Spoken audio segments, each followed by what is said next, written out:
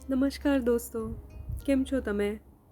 આજની પોસ્ટ ધ્યાન વિશેની ભ્રાંતિઓને દૂર કરવા માટેની છે. Yes, let's debunk the myths around meditation. આ ચેનલની પાછલી પોસ્ટ શું તમે યોગ ધ્યાન વિશે જાણો છો? ના પછી આપણે આ પોસ્ટમાં ધ્યાનની પ્રવૃત્તિ સાથે જોડાયેલી સામાન્ય ગેરસમજો વિશે વાત કરીશું. પહેલી ભ્રાંતિ: ધ્યાન એ શાંત અથવા મૌન પ્રવૃત્તિ છે. વાસ્તવમાં દોસ્તો, ધ્યાન એ શાંતિથી કે ચૂપચાપ બેસી રહેવાનું નથી. કારણ કે જ્યારે મોઢું બંધ હોય છે કે આપણે બોલતા ન હોઈએ ત્યારે આપણું મન વાંદરાની જેમ દોડવા લાગે છે. એટલે કે આપણને ઘણા વિચારો આવે છે. અંતિમ પરિણામે મનની શાંતિનો અભાવ અને બેચેની અથવા થાક અને સુખાકારીમાં કોઈ સુધારો નથી. ધ્યાન વાસ્તવમાં યોગ્ય રીતે બોલવા સાથે જોડાયેલું છે, કારણ કે આ રીતે મન ખરેખર શાંત થાય છે અને આપણને સર્વગ્રાહી રીતે શરીર, મન, આત્માની શાંતિનો અનુભવ થાય છે. બીજી ભ્રાંતિ: ધ્યાન વૃદ્ધ લોકો માટે છે. વાસ્તવમાં દોસ્તો, તેનાથી વિપરીત. જ્યારે લોકો ઉંમરમાં નાના હોય છે ત્યારે તેઓ વધુ સારી રીતે શીખવામાં સક્ષમ હોય છે, કારણ કે ઉંમરને કારણે શરીર ક્ષીણ થયું નથી કે નબળું પડ્યું નથી. વ્યક્તિ પાસે શીખવા માટે વધુ સમય હોય છે અને જ્યારે વ્યક્તિ નાની હોય ત્યારે કસરતો ઝડપથી શીખી શકે છે. ધ્યાન એ એક શારીરિક દિનચર્યા છે જે યુવાનોને તેમના જીવનના તમામ પ્રયાસોમાં તેમને સ્પષ્ટતા આપીને અને તેમની નિર્ણય લેવાની ક્ષમતામાં સુધારો કરીને મદદ કરી શકે છે, જે વર્તમાન સમયની જટિલતાઓ અને ઝડપી તકનીકી પ્રગતિના સમયમાં એક લક્ઝરી છે. ત્રીજી ભ્રાંતિ: ધ્યાન એ એક વખતની વસ્તુ છે. એકચ્યુઅલી દોસ્તો, ધ્યાન એ એક વખતની ક્રિયા નથી. પછી ભલેને લોકો આ હકીકતને કેટલું ટાળવા માંગતા હોય. ધ્યાન એ તમારા જીવનમાં એકવાર, વર્ષમાં એકવાર એકાંત માટે જવું અને પછી બાકીના સમયે તેને ટાળવાનું નથી. તમે તમારું શરીર વાસ્તવમાં અસ્તિત્વ ધરાવે છે અને તેથી આ પ્રથાની જરૂરિયાત પણ સમાપ્ત થતી નથી. ધ્યાન એ એક પ્રેક્ટિસ છે જે ખાવા અને સૂવા જેવી છે, જે વ્યક્તિ દરરોજ કરે છે કારણ કે તે શરીરની જરૂરિયાત છે. ચોથી ભ્રાંતિ: ધ્યાનના લાભો ખરીદી શકાય છે. ના મિત્રો, વાસ્તવિક ધ્યાનના લાભો વ્યક્તિગત ક્રિયા, પ્રવૃત્તિ અને પ્રયત્નો પછી જ અનુભવી શકાય છે. તમે તેના માટેના સાધનોને એક્સેસ કરવા માટે પૈસા ચૂકવી શકો છો, પરંતુ વાસ્તવિક લાભો માટે પછી ભલે તે વધુ સારું શારીરિક અને માનસિક સ્વાસ્થ્ય હોય, સ્પષ્ટતા હોય, મનની શાંતિ હોય અને એકંદરે જીવનનો બહેતર અનુભવ હોય, વ્યક્તિએ પોતાના શરીર સાથે કસરત કરવી પડશે. સત્ય એ છે કે સફળતાનો કોઈ શોર્ટકટ નથી અને વ્યક્તિ ઘોડાને પાણી સુધી લઈ જઈ શકે છે, પરંતુ ઘોડાને પાણી પીવડાવી શકતો નથી. પાંચમી ભ્રાંતિ: ધ્યાન ફક્ત આપણા મન માટે છે. એકચ્યુઅલી દોસ્તો, ધ્યાન માત્ર મન માટે જ નથી, પરંતુ તમારા શરીર અને આત્મા માટે પણ છે. તમે આ ત્રણેયનો સમાવેશ કરતી વ્યક્તિ છો અને આ બધા એકબીજા સાથે જોડાયેલા છે. જે વસ્તુઓ તમારા મનને અસર કરે છે તે તમારા સ્વાસ્થ્ય પર અસરો દ્વારા શરીરમાં પ્રવેશ કરશે અને પછી તમારા આત્માની મુસાફરીને પણ અસર કરશે. ઉદાહરણ તરીકે, જો તમે બેચેની, તણાવ, ચિંતાનો ઘણો અનુભવ કરો છો, તો તેની અસર શરીર પર થઈ શકે છે, જેમ કે acidity, high blood pressure, diabetes વગેરે. તે જ રીતે જો તમે વધુ શાંતિપૂર્ણ અને ધ્યાન કેન્દ્રિત અનુભવો છો તો તે તમારા જીવનના અનુભવની ગુણવત્તામાં વધારો કરે છે અને ઉપરોક્ત શરીરની સમસ્યાઓને પણ ઘટાડવામાં મદદ કરે છે. છઠ્ઠી ભ્રાંતિ.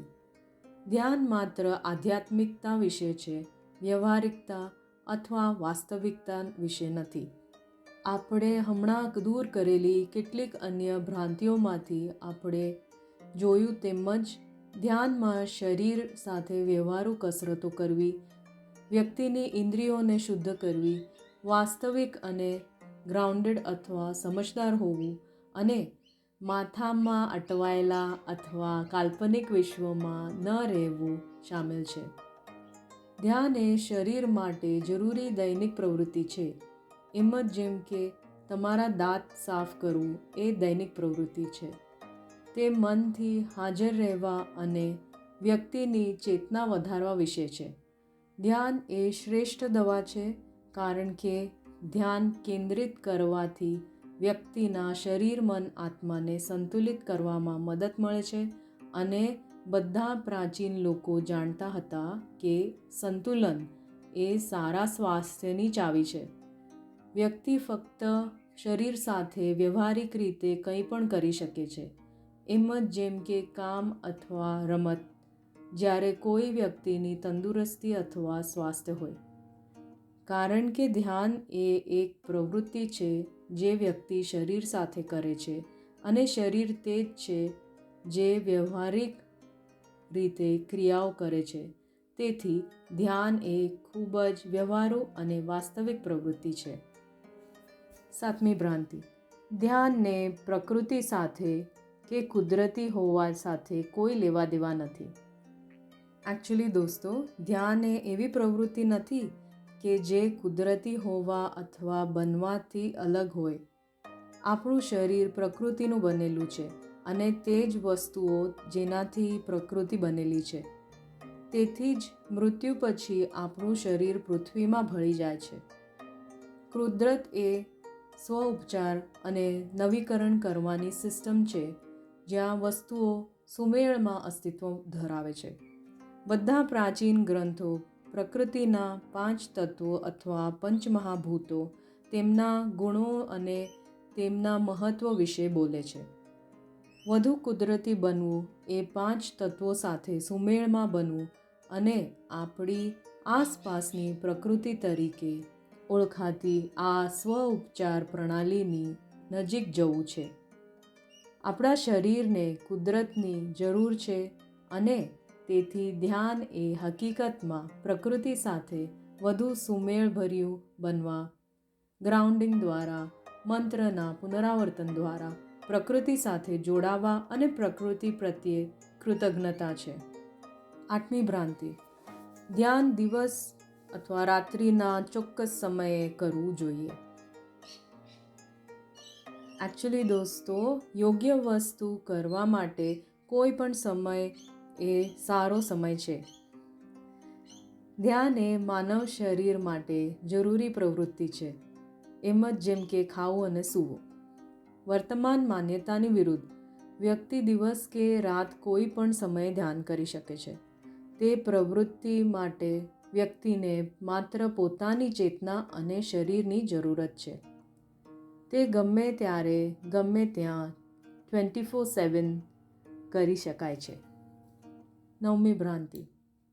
ધ્યાન માટે ખાસ સાધનો અને એર કન્ડિશન રૂમની જરૂર પડે છે. વાસ્તવિક યોગ અને ધ્યાનને ખાસ સાધનો અથવા એક્સેસરીઝ અથવા ડ્રેસ કોડની જરૂર નથી જેમ કે તે અન્યથા માનવામાં આવે છે. તે કમ્પાર્ટમેન્ટલાઇઝ્ડ એક્સરસાઇઝીસ પણ નથી કે જે એર કન્ડિશન રૂમમાં લગભગ 30 મિનિટ કે 1 કલાક માટે કરવામાં આવે છે અને પછી તેના વિશે વ્યક્તિ ભૂલી જાય છે. તે એક શારીરિક શિસ્ત છે જ્યાં વ્યક્તિ વ્યવહારિક રીતે શરીર અને વાણીને વધુ શાંત, કેન્દ્રિત અને ધ્યાન કેન્દ્રિત કરવા માટે તાલીમ આપે છે જેથી કરીને તમે તમારા શરીર અને ક્રિયાઓ પર વધુ નિયંત્રણ મેળવી શકો છો. તે એવી પ્રવૃત્તિ છે જે કોઈ ખાસ વાતાવરણ અથવા કોઈ ચોક્કસ સ્થળની જરૂરિયાત વિના ગમે ત્યાં કરી શકાય છે. 10મી ભ્રાંતિ. ધ્યાન ઘણા પ્રકારના હોય છે. ધ્યાન એ એક શબ્દ છે અને તેથી વ્યાખ્યા દ્વારા માત્ર એક પ્રકારની પ્રવૃત્તિનો સંદર્ભ આપે છે. અર્થ ધ્યાનને શરીરને કેન્દ્રમાં રાખવું તરીકે વ્યાખ્યાયિત કરવામાં આવે છે. આપણું શરીર એક છે અને શબ્દ વાસ્તવમાં એક જ છે. તો પછી તેના ઘણા પ્રકારો કેવી રીતે હોઈ શકે?